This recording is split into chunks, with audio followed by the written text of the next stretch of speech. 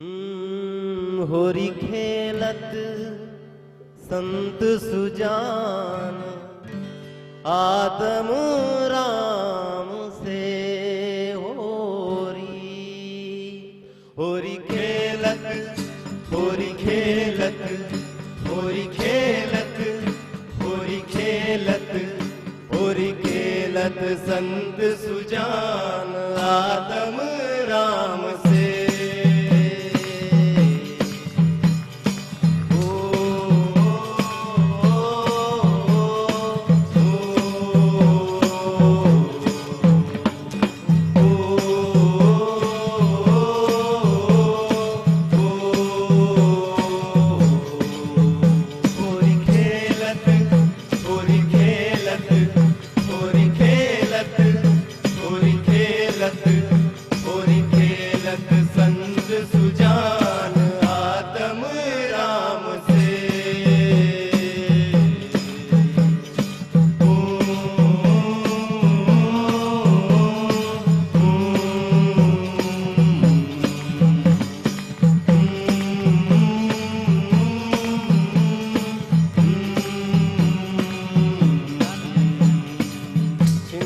पल पल होली खेलो छिन छिन पल पल होली खेलो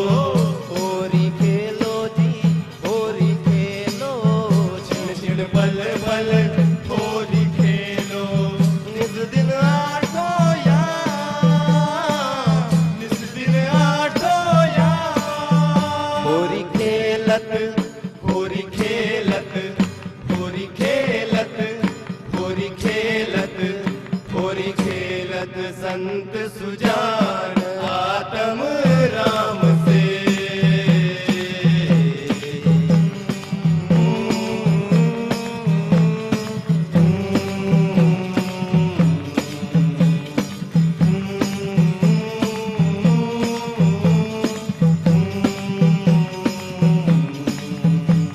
अरे पंडित खोले पोथी पतरा से रे काजी की तेब कुरान से। पंडित खेले पोथी पतरा से रे काजी की तेब कुरान से। पंडित खेले पोथी पतरा से रे काजी की तेब कुरान से। पंडित खेले पोथी पतरा से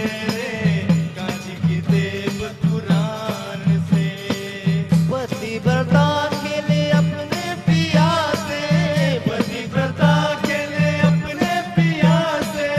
गणी का सकल जान से गणी का सकल जान से। होरी खेलत होरी खेलत होरी खेलत होरी खेलत होरी खेलत संत सुजान आत्म राम से।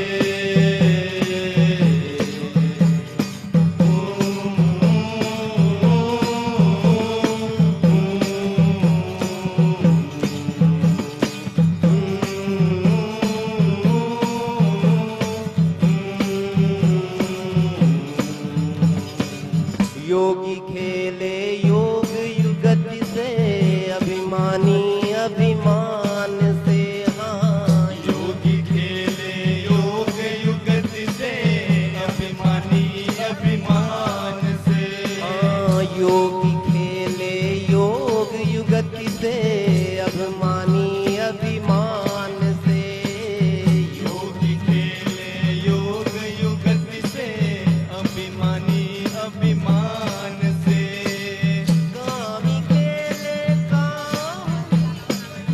कामी खेले कामनी संग कामी खेले तो भी खेले दाम से। होरी